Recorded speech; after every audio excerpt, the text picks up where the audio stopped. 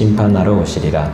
성령을 믿사오며 거룩한 공예와 성도가 서로 교통하는 것과 죄를 사하여 주시는 것과 몸이 다시 사는 것과 영원히 사는 것을 믿사옵나이다. 아멘. 오늘 하나님께서 저와 여러분에게 주시는 말씀은 요한복음 14장 말씀이 되겠습니다.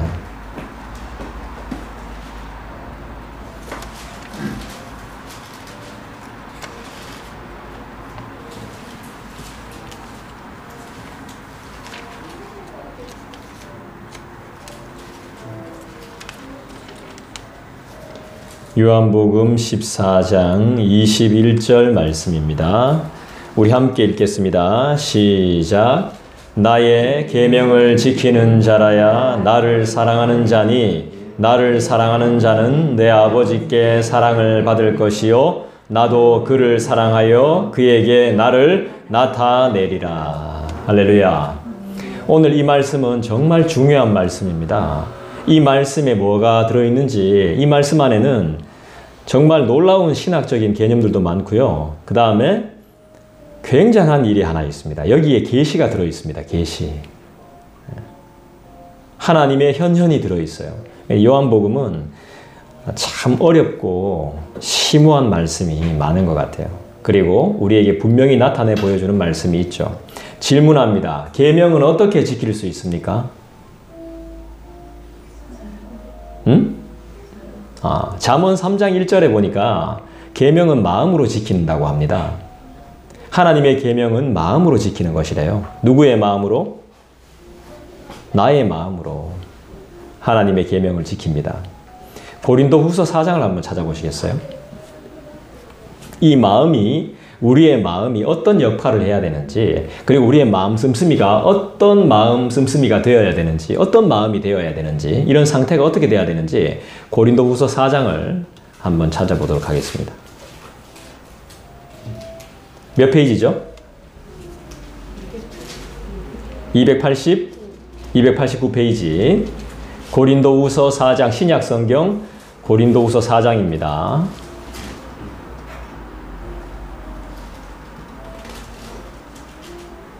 6절 보겠습니다. 6절 여러분 읽어주시겠습니까? 시작.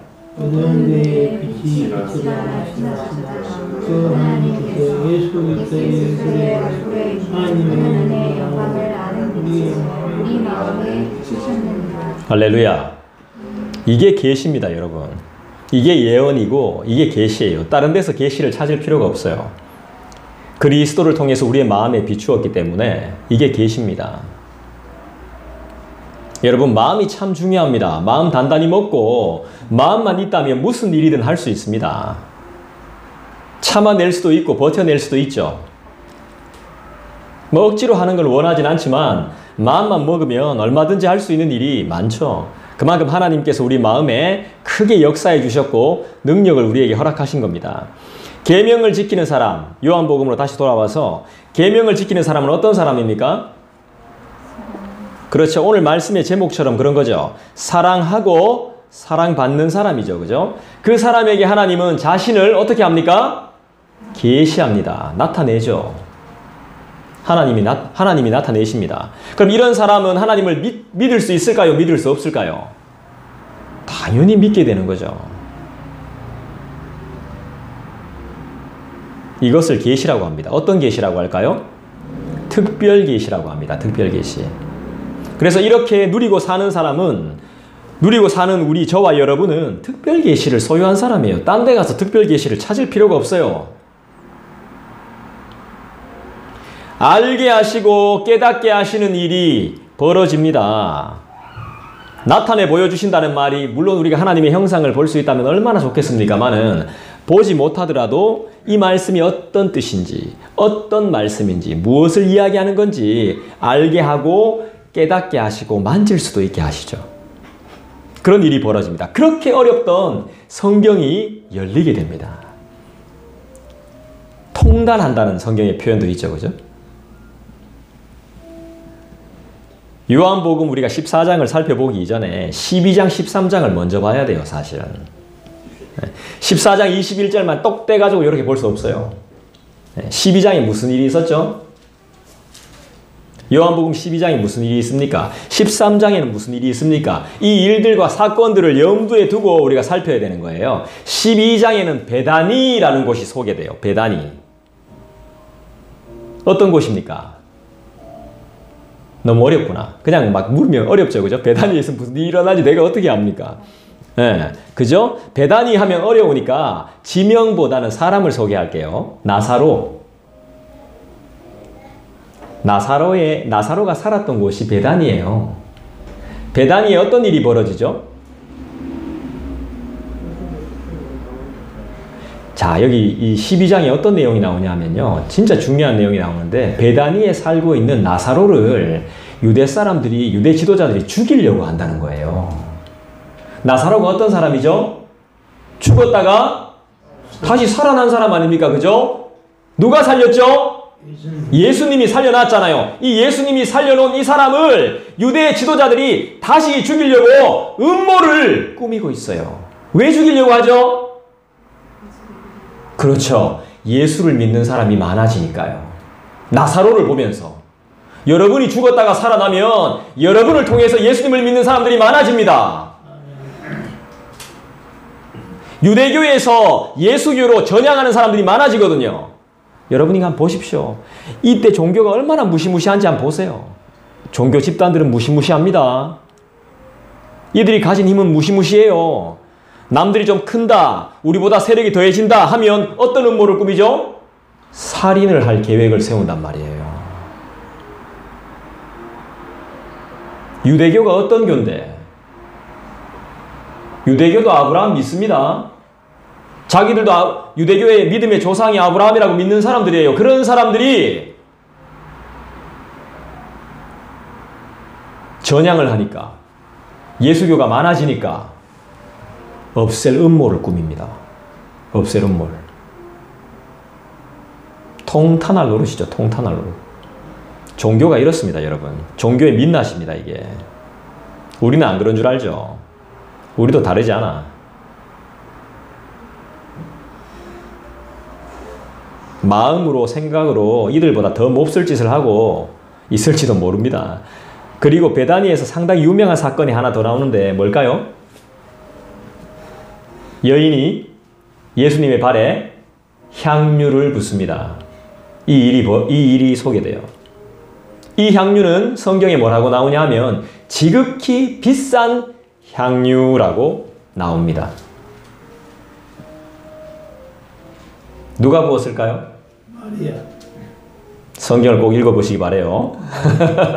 네. 저는 말씀드리지 않겠어요. 그 다음 13장으로 넘어가면 어떤 사건을 우리에게 13장이 말씀해 주냐. 예수님의 고별 설교가 시작이 됩니다. 근데 예수님이 제자들과 함께 고별 설교를 하고 있는데 지금 제자들은 뭘 하고 있죠? 아니, 뭘 하고 있냐고. 예수를 팔락하나. 제자들이 예수 팔락하나. 한 자리 차지해 보겠다고 지금 싸우고 있잖아요. 예수님이 발 씻어주는 거 이야기 잘 하셨어요, 우리 집사님. 그 싸우는 사람들 보면서 예수님이 발을 씻어줘요. 이게 무슨 의미일까요? 한 자리 차지하려고 하지 말이. 네가 가지고 있는 생각, 네가 가지고 있는 신학, 네가 가지고 있는 사상, 지혜, 지식, 그걸로 싸우지 마라. 때처럼 발을 씻기는 자가 되라. 내가 이 말씀에 또 자빠졌다 아닙니까? 겸손의 모범을 몸소 실천해 보이시는 예수님. 요한복음을 예수님의 생애의 관점으로 본다면, 우리가 전체적으로 예수님의 그림을 그리지 못하면 부분적으로 성경을 봐서는 제대로 알 수가 없죠. 예수님이 어떤 분이신지, 예수님이 어떤 말씀을 하셨는지, 이 상황에서 어떤 일이 있었는지, 우리는 어떻게 살아야 되는지, 내 존재가 어떤지, 내 상태가 어떤 상태인지 잘 모릅니다, 사실.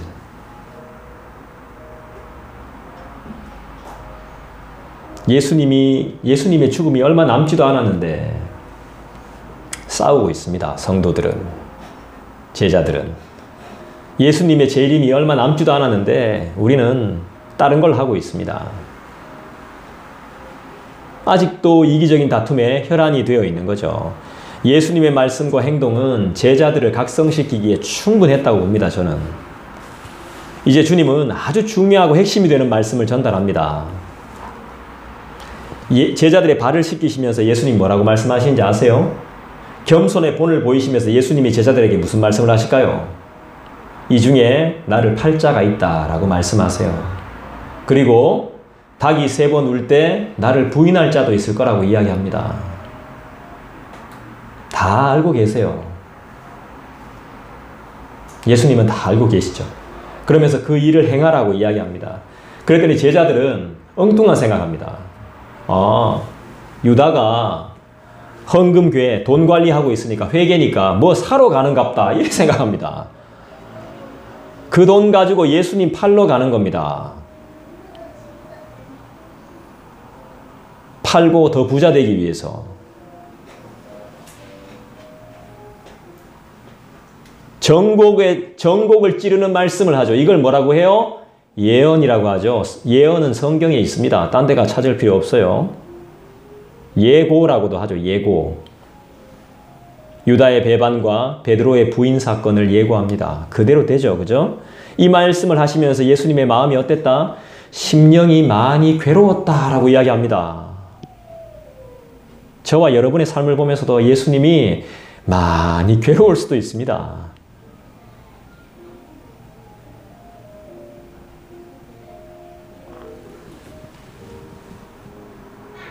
그리고 13장은 여기서만 끝내는 것이 아니라 복에 대해서도 말합니다.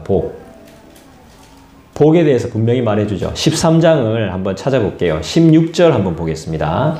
13장 16절 여러분 한번 읽어주시겠습니까? 시작. 주시고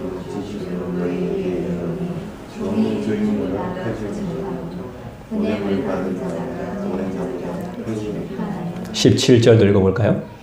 너희가 이것을 알고 행하면 복이 있으리라. 좀 알아야 될 거 아니겠어요? 그죠? 그분이 어떤 분이시죠? 성경은 말씀하죠. 우리의 삶의 주인이 분명히 있다고 말씀해요. 그 주인은 어떤 분? 높고 크신 분. 그 주인의 뜻대로 그 주인의 뜻대로 부르심으로 사는 삶이 뭐가 있다? 복이 있다.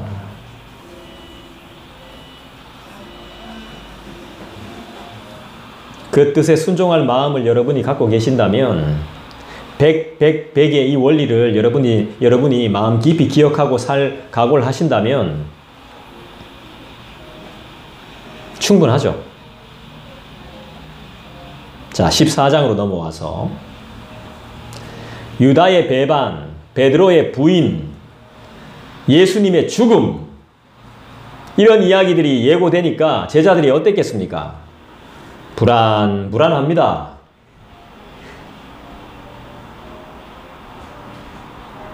애들한테 아빠 안 온다. 엄마 안 온대. 자식들 불안하죠. 에? 어디 가려고 하면 아빠 어디 가? 안 가면 안 돼? 불안해요. 애들은. 불안과 공포에 사로잡히죠. 무슨 일이 일어날지 모르는데 얘들은 한 자리 하고 싶은 욕망밖에 없는데 예수님이 다른 이야기를 하니까 염려가 되고 불안해요. 우리 아까 전에 우리 기도할 때도 그런 불안하고 염려되는 부분들이 많다고 기도했죠. 그런 우리에게 예수께서는 어떻게 말씀하십니까? 14장 1절을 보겠습니다. 여러분 1절 읽어주시죠. 14장. 요한복음 14장 1절 시작.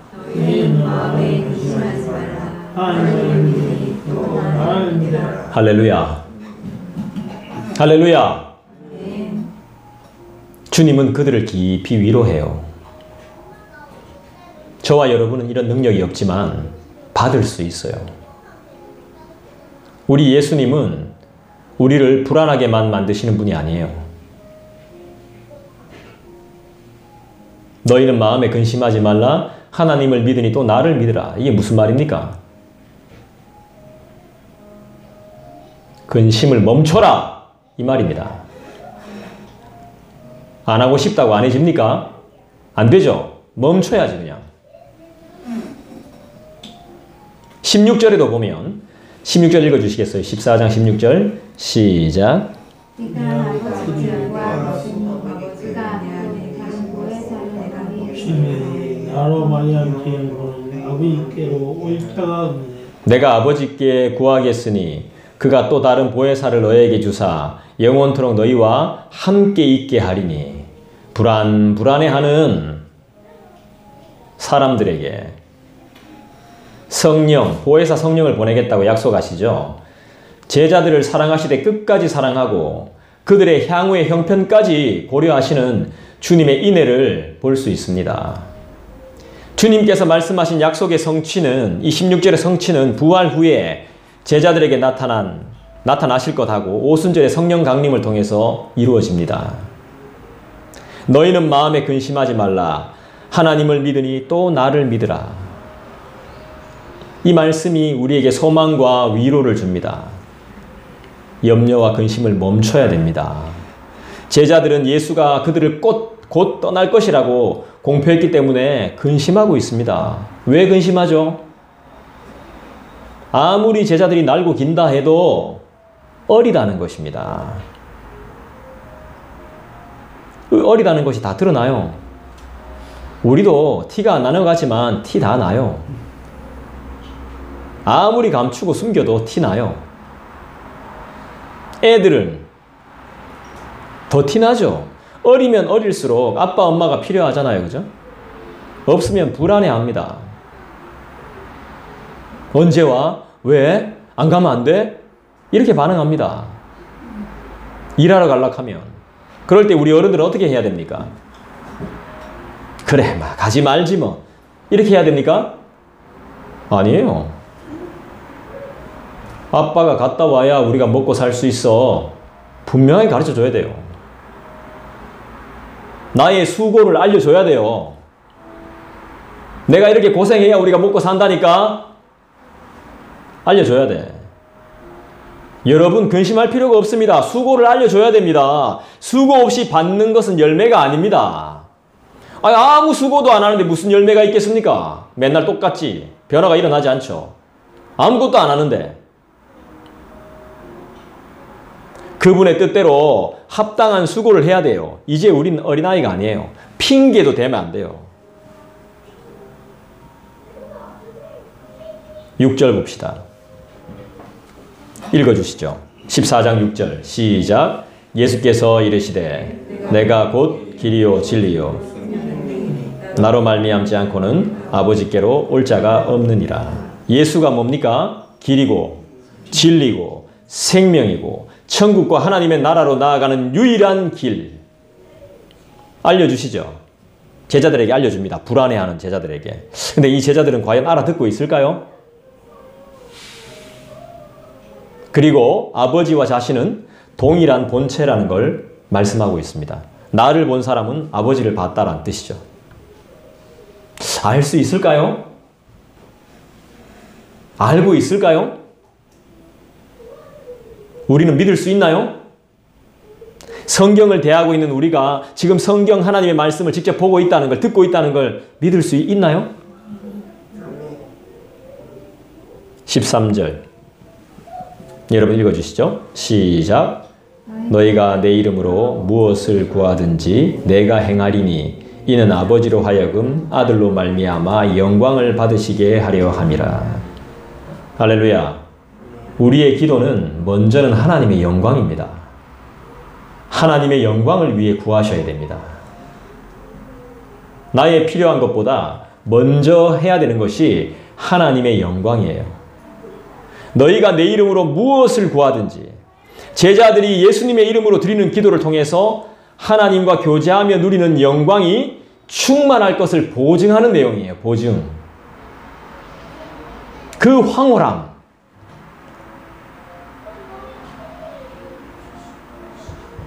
제자들이 복음을 전하는 일에 이제 예수님이 없으면 제자들이 복음을 전해야 돼요. 그죠? 그 복음을 전하는 일에 두려워하고 있어요. 염려해요. 어떻게 전도해야 되지? 어떻게 하나님의 나라를 증거해야 되지? 고민해요. 그때 아버지의 영광을 구하면, 너희들이 하나님의 영광을 구하면 그들은 전능하신 분의 파도 끝이 없는 자원을 마음 놓고 쓸 수 있다는 것을 확신하게 된다는 것입니다. 하나님의 영광을 구하면 하나님께서 모든 필요를 공급하고 예수님의 이름으로 드린 애통과 부르짖음을 승낙할 거라는 겁니다. 아멘. 우리의 계획과 작전은 사실 이게 돼야 됩니다. 하나님의 영광을 먼저 구해야 돼요. 내가 계획하고 있는 영혼들, 내가 작정했던 이 영혼들이 하나님의 영광이 되게 하소서. 26절 보겠습니다. 읽어주실까요? 시작. 내 이름으로 보내실 성령, 그가 너희에게 모든 것을 가르치고 내가 너희에게 말한 모든 것을 생각나게 하리라. 보혜사가 무슨 뜻이죠? 보혜사가 도대체 뭐길래 모든 것을 가르쳐주고 모든 것을 생각나게 해주시죠? 뭐죠? 보혜사가? 그렇죠. 보혜사는 다른 사람을 돕는 도우미, 그 다음에 변호사 이런 뜻도, 법적인 용어로 변호사라는 뜻도 있어요. 돕거나 변호하기 위해서 부름을 받은 사람이란 거예요. 보혜사가. 우리를 돕거나 변호해 주기 위해서. 그리고 위로자, 대언자, 중보자 이런 뜻도 있습니다. 쉽게 말하면 뭐예요 이게? 이 무슨 뜻이에요? 네, 쉽게 이야기할게요. 보증이란 뜻이에요. 보증. 여러분 집 들어갈 때, 집 샀을 때, 어디 건물 얻을 때 뭐 해야 됩니까? 보증금 내야 되죠. 그죠? 그리고 보증인이 있으면 좋죠. 보증을 서준다는 거죠. 이 보증인으로 말미암아서 믿어주기도 하고 돈을 빌리기도 하고 맡기기도 합니다. 참 중요한 역할인 거예요. 보혜사 성령은. 내가 못 갚으면 보증 쓴 사람이 대신 갚아야 되는 거 아닙니까? 굉장히 중요한 역할이죠. 우리 하나님이 이런 분이죠. 주님이 나의 보증이다 이 말입니다. 성령이 하시는 일 중에 가장 중요한 일이 뭘까요? 성령 하나님께서. 사람마다 생각하는 게 다르겠지만 저는 가장 중요한 기능 하나는 가르치는 일이라고 봅니다. 물론 치료하는 사역도 아주 중요하지만 예수님의 사역의 많은 부분은 하나님 나라를 가르치는 일이었습니다. 3년 동안 제자들은 아주 위대한 교사의 가르침을 받아왔지만 여전히 여러분들 보실 땐 배워야 할 게 많죠? 깨달아야 할 것이 많습니다. 그렇다면 우리는 어떻겠습니까? 우린 더하지 뭐. 저게 돼야 되는 거예요. 저게 300이 돼야 되는 거예요.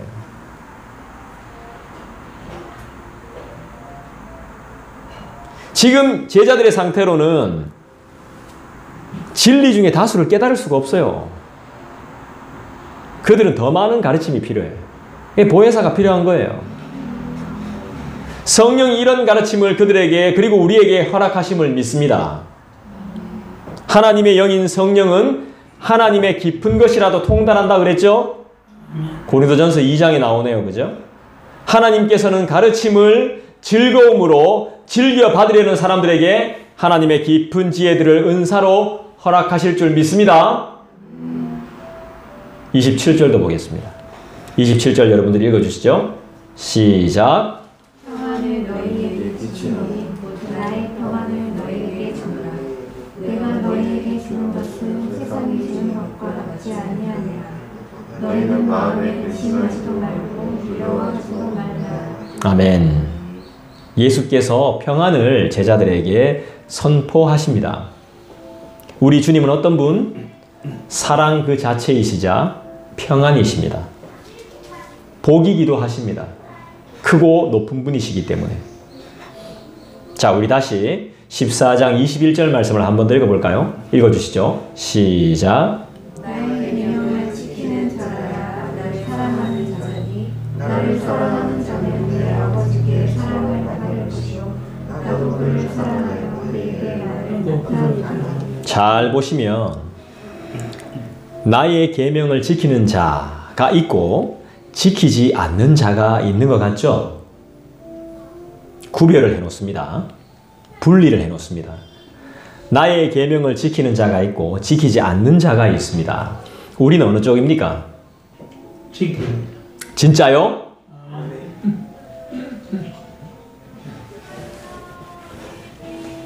계명을 지키는 자는 사랑하는 자라고 합니다. 누구를 사랑하는 자입니까? 하나님 사랑하죠? 맞습니다. 진짜 하나님 사랑합니까? 아니, 눈앞에 있는 눈에 뻔히 보이는 사람도 안 사랑하면서 하나님 사랑한다고? 보이지 않는 하나님을 사랑한다고요? 잘 한번 생각해 보세요. 잘 한번. 정말이에요? 아멘. 보이지 않는 것을 우리가 사랑할 수 있어요? 믿음으로 사랑. 믿음으로. 믿음만이 가능하죠. 눈앞에서 멀어지면 마음에서도 멀어지는 게 인생이거든요. 그런데 보이는 부부, 보이는 부모, 자식, 형제, 자매, 친척, 성도들을 우린 안 사랑하는데요? 어떻게 생각합니까? 문제긴 문제네.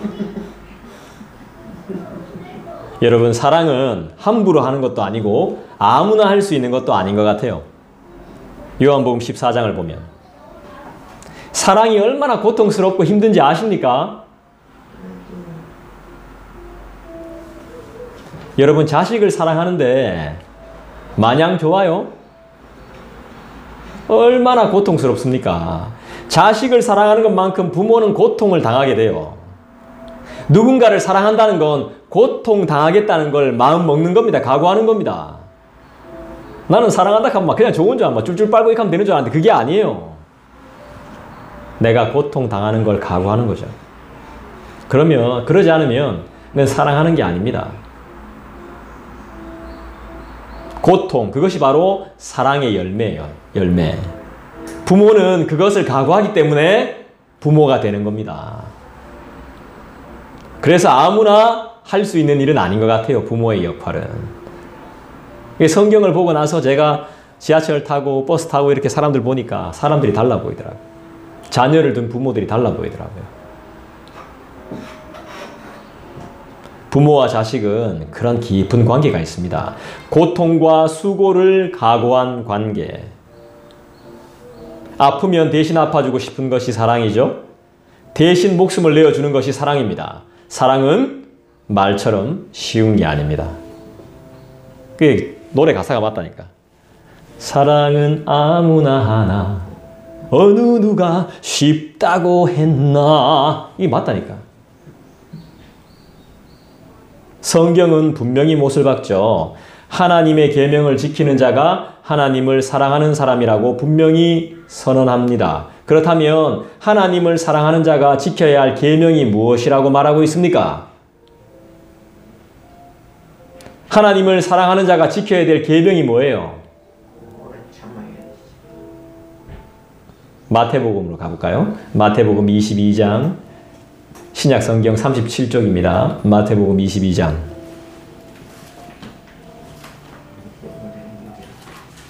(37쪽) 마태복음 22장.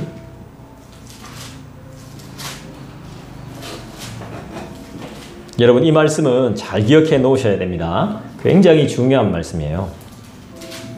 제가 안 중요하다고 말하는 건 없지만 잘 기억해 놓으셔야 됩니다. 마태복음 22장 37절을 보겠습니다. 37절, 38절, 39절, 40절까지 읽어보겠습니다. 같이 읽습니다. 시작. 예수께서 이르시되 네 마음을 다하고 목숨을 다하고 이것이 크고 첫째 되는 계명이요 둘째도 그와 같으니 내 이웃을 내 자신과 같이 사랑하라 하셨으니 이 두 계명이 온 율법과 선지자의 강령이니라. 보십시오. 하나님을 사랑하는 것 만만치 않습니다. 그죠? 그래서 포기한 사람들, 배교한 사람들 많다는 거죠. 제일 우선시되는 계명이 뭐예요? 계명 중에 계명. 우리가 지켜야 할 첫째 계명이 뭐예요? 하나님을 사랑하는 거죠. 두 번째는요. 네, 이웃을 사랑한다고 보죠. 두 번째도 하나님을 사랑하는 거예요. 1번도 2번도 동일하게 우리 모두는 내 목숨처럼 하나님을 사랑해야 돼요. 그래야 내 이웃을 사랑할 수 있어요. 아니면 부흥은 없어요. 하지만 우린 하나님을 사랑하기로 결단한 사람들입니다. 구약도 한번 살펴볼게요. 신명기 30장입니다. 310쪽.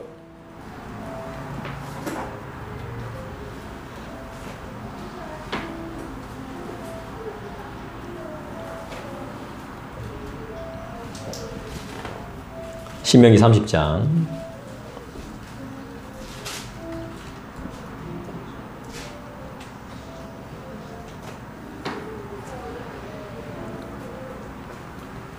신명기 30장 17절 보겠습니다. 17절, 18절 여러분들 한번 읽어주시겠어요? 시작. 그러나 네가 나는 마음을 돌이켜 듣지 아니하고 욕을 받아 다른 신들에게 절하고 그를 섬기며 내가 오늘 너희에게 주문하노니 너희가 반드시 망할 것이라. 너희가 요단을 건너가서 사슬할 땅에서 너희의 날이 길지 못할 것이니라. 날이 길지 못하다고 했죠. 뭐 하면 그렇게 되죠? 예, 우상 숭배를 하면 망하게 되죠. 이스라엘의 골치 아픈 문제였죠. 근데 우상 숭배는 다 가지고 있잖아요. 그죠? 도둑질, 간음 전부 다 가지고 있죠. 살인 전부 다 가지고 있어요.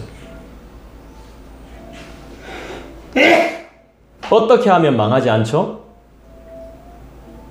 20절입니다. 신명기 30장 20절 읽어주시죠. 시작. 내 하나님 여호와를 사랑하고 그의 말씀을 청정하며 그를 의지하라. 그는 내 생명이시요 내 장소이시니 여호와께서 내 조상 아브라함과 이삭과 야곱에게 주라고 맹세하신 날에 네가 거주하리라. 할렐루야. 말씀은 분명하게 우리에게 대안을 제시합니다. 살 수 있는 길을 열어줍니다. 교회에 다닌다고 끝나는 거 아닙니다. 예배 한번 드렸다고 구원이 이루어지고 완성되고 성취되는 것이 아님을 오늘 말씀이 분명하게 가르치고 있습니다. 계명을 지키라는 겁니다. 계명을 지켜야 한다는 것입니다. 거룩을 사모하고 행동하고 공동체와 그 영혼을 섬기고 사랑하라는 것입니다. 누구처럼? 자기 몸처럼. 성령을 믿고 의지하라고 말씀합니다. 그러면 나의 길을 지도하시고 인도하신다고 요한복음은 계속해서 말씀합니다. 요한복음 14장으로 돌아옵니다. 나의 길을 책임지시는 하나님을 사랑하시기를 주님의 이름으로 부탁합니다. 사랑하는 마음이 생겨야 사랑할 거 아닙니까? 그죠? 마음이 안 생기는데 어떻게 사랑하고 섬기며 의지합니까? 맞는 말씀인데요. 그래도 사랑해야 돼요. 사랑할 마음이 없고 왜 사랑해야 하는지 모른다는 것은 결국 관심이 없었다는 말밖에 안 된다는 거죠. 핑계밖에 안 된다는 겁니다. 가르쳐줘도 듣지 않았다는 뜻이고 지식적으로만 생각했을 뿐 받아들이지 않았다는 뜻이 되는 겁니다. 끊임없이 눈에 보이는 것만, 만져지는 것들만, 모으면 쌓아놓을 수 있는 것들만 사랑해 왔다는 증거가 되는 거예요. 철저한 자기 숭배, 우상 숭배를 해왔다는 것입니다. 회개해야 되는 부분인 거죠. 죽음의 길을 걸어왔던 우리, 우상을 섬기며 죄악을 즐겨왔던 우리는 철저히 회개해야 됩니다. 살려달라고 부르짖어야 됩니다. 애통해야 됩니다. 통곡해야 됩니다. 여러분, 하나님께서 살려주실 겁니다. 그런데 살아서 뭐 할 겁니까? 살려주시면 뭐 할 건데요? 또 그 짓 할 겁니까? 끝없는 자기 사랑과 자기 숭배를 할 거예요? 그럴 거면 차라리 죽는 게 낫습니다. 죽어야 해결됩니다. 참 웃기죠? 역설이에요, 역설. 이 우상숭배라는 것이 나의 본성, 나의 죄성, 나의 혈기라는 것들이 죽이고 죽여야 할 것들입니다. 죽이면 살리라 그랬잖아요. 죽으면 살리라. 여러분, 우린 누굽니까? 죽을 때까지, 죽기까지 살아서 주님을 전하고 예배할 사람들이죠. 참 성경은 놀라운 역사를 가지고 있죠.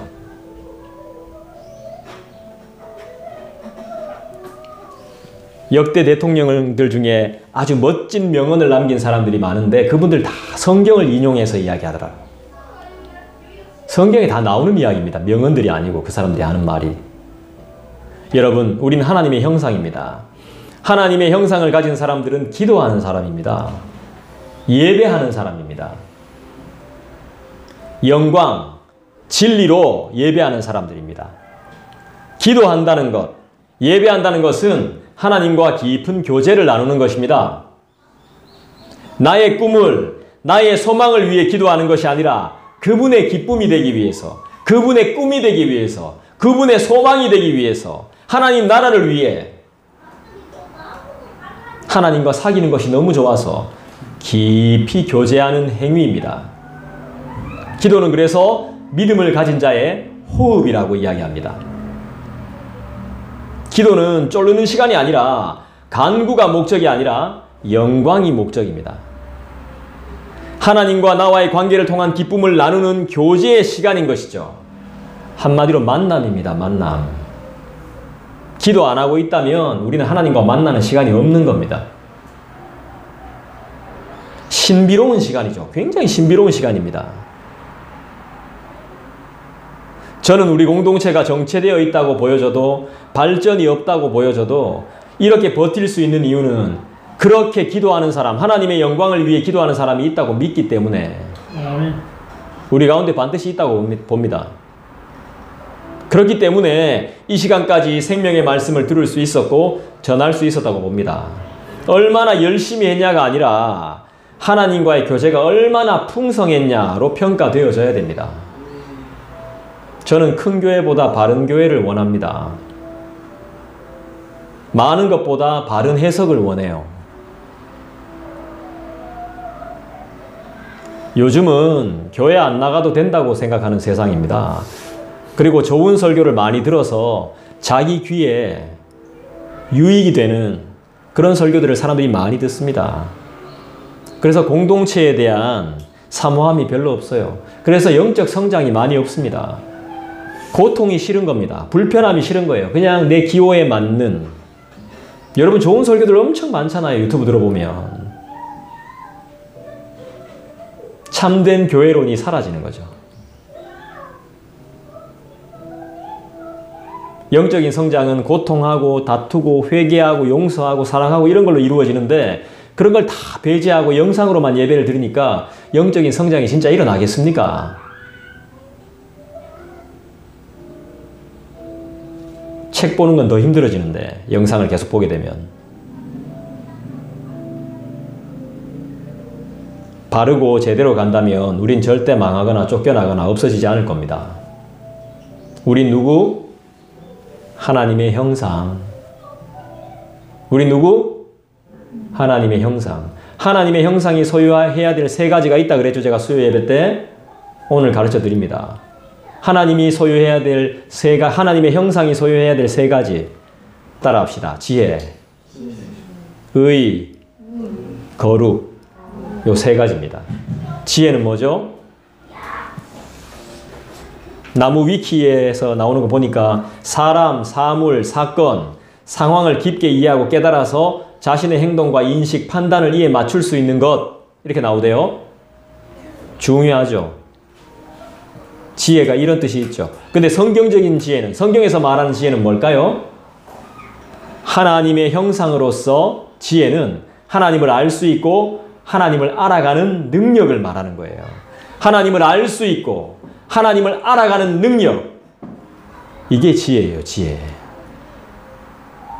누군지 분명히 말할 수 있는, 하나님이 어떤 분이신지 말할 수 있는 것이 지혜예요.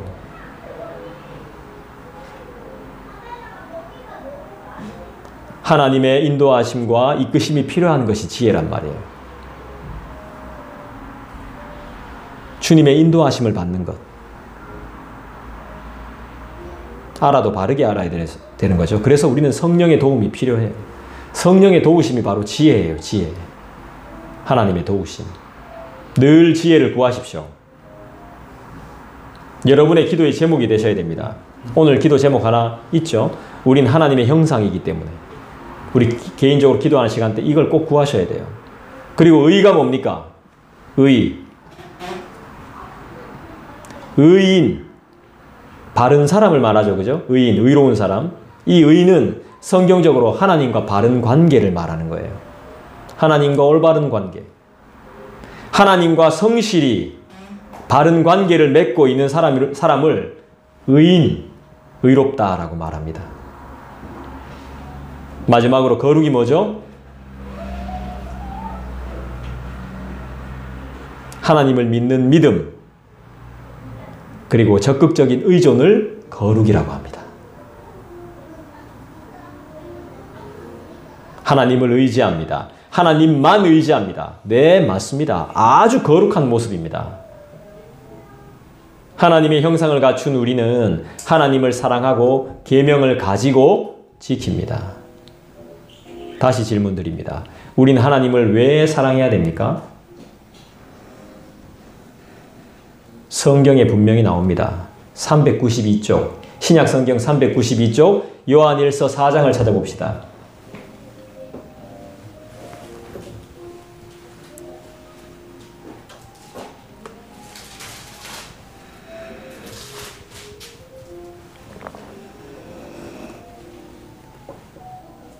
요한일서 4장 찾으셨어요? 392쪽 19절 여러분 읽어주시죠. 시작. 할렐루야.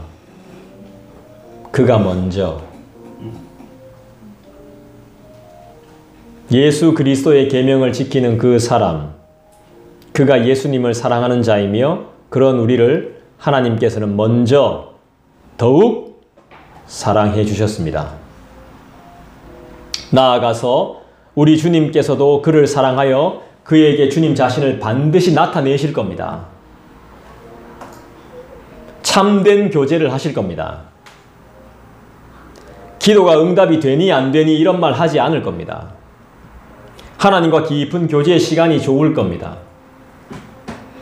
그 자체 응답이 있고 없고가 중요한 것이 아니라 주님의 임재를 느끼는 그 자체가 너무 행복할 겁니다. 평안할 것입니다. 여호와로 즐거워하는 삶이 될 것임을 믿습니다. 아멘.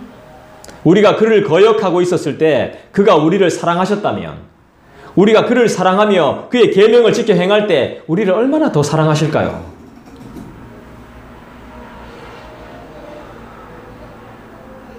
자신을 나타내신다는 이 21절의 표현은 성령께서 오셔서 우리와 늘 함께 하신다는 표현이거든요. 주를 사랑하며 순종하는 자는 성령 충만의 복을 자동적으로 누리게 된다는 것입니다. 15절을 봅시다. 14장 15절. 요한복음 14장 15절.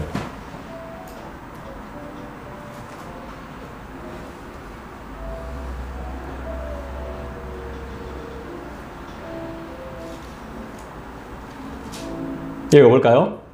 시작. 너희가 나를 사랑하면 나의 계명을 지키리라.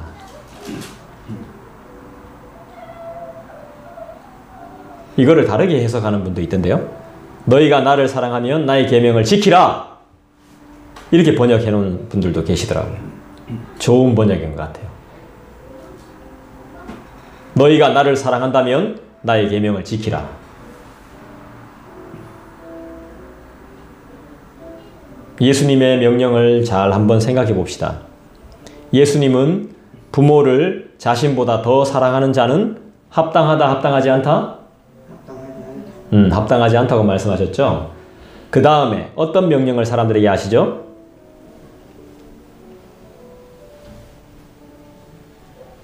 기억하시는 분 안 계신가요? 성경을 읽어보거나 그 다음이 자기 십자가를 지고 나를 따르지 않는 자도 내게 합당하지 않다라고 말씀하셨습니다.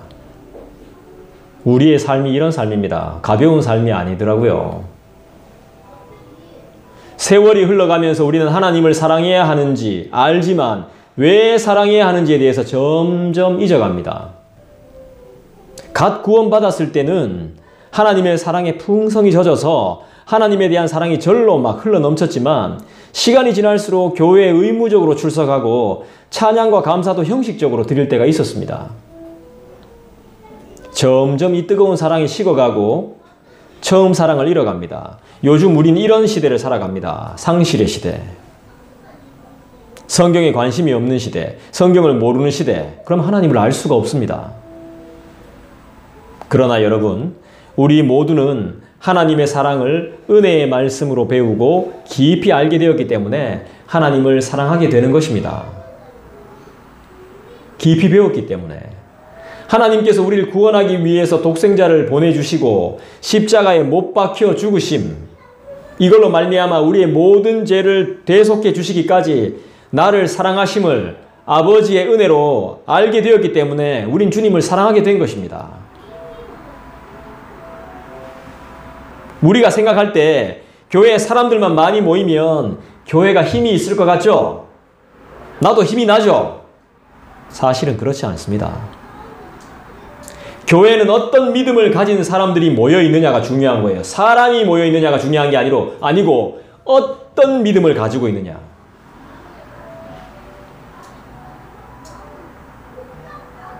교회는 성도들의 믿음만큼 자라기 때문에요.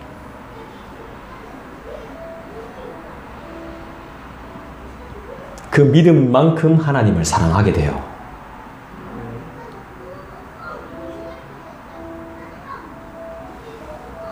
그 교회의 성도들이 믿음이 좋다면 믿음이 좋다는 것은 하나님을 그만큼 사랑한다는 거예요.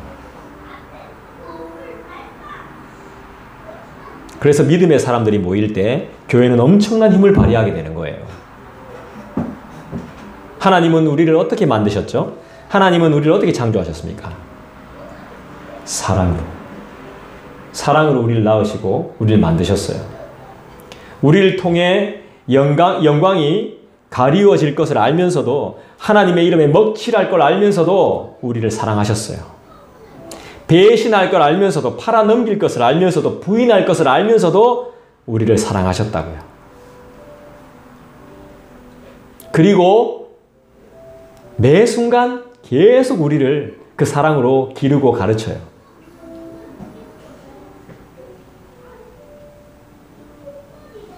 그래서 우리 하나님의 사랑은 찬송가 가사처럼 하늘을 두루마리 삼고 바다를 먹물 삼아도 다 기록할 수가 없는 것이죠.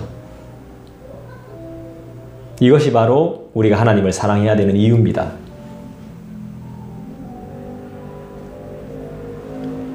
우리가 온전한 하나님의 형상으로 회복되려면 어떻게 해야 됩니까?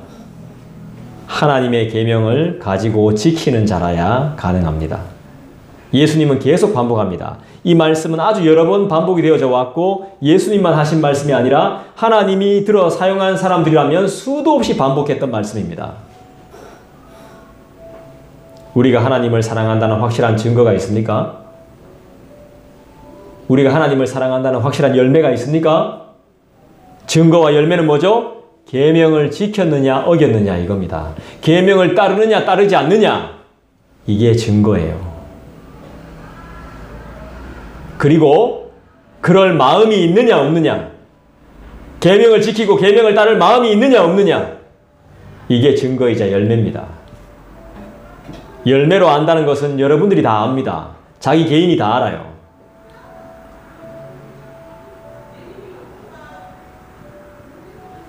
이 목적이 이탈되지 않도록 계속해서 반복하는 거예요. 우리한테. 제자들한테도 마찬가지고.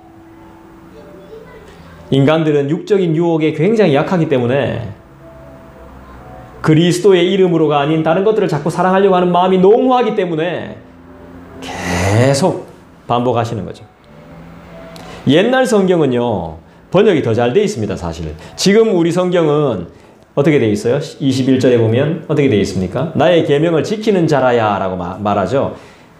개역 한글 성경은 나의 계명을 가지고 지키는, 이렇게라고 번역해 놨어요. 가지고. 가진다는 말이 들어가 있어요.